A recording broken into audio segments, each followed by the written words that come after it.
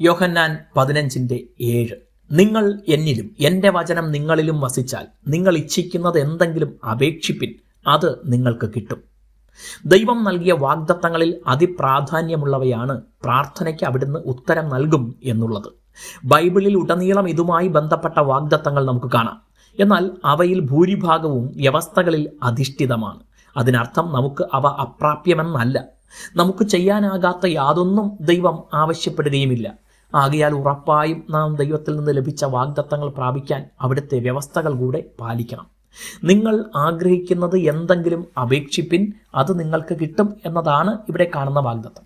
ഒരു രാജാവിൻ്റെ അടുക്കൽ ചെന്നൊരു ആഗ്രഹം പറയാൻ രാജാവ് കൽപ്പിക്കുമ്പോൾ എന്താഗ്രഹമുണ്ടെങ്കിലും സാധിപ്പിച്ചു തരാമെന്ന വാഗ്ദത്തം കിട്ടിയാൽ എന്തായിരിക്കും അപേക്ഷിക്കുക?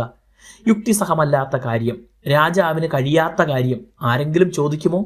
ദൈവത്തിന് കഴിയാത്ത കാര്യം യാതൊന്നുമില്ല. പക്ഷേ ദൈവത്തിൻ്റെ സ്വഭാവത്തിനും ഹിതത്തിനും എതിരായ കാര്യങ്ങൾ നാം ദൈവത്തോട് ചോദിക്കുകയില്ല.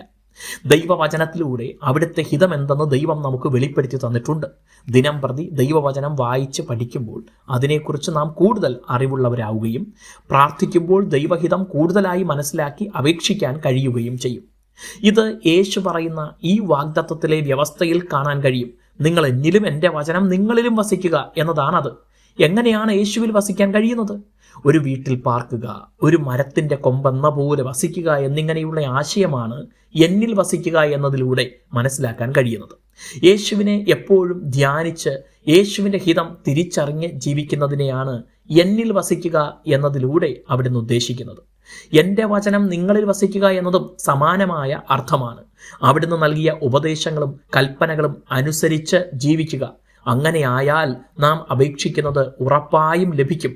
ദൈവം നമ്മെ അനുഗ്രഹിക്കട്ടെ.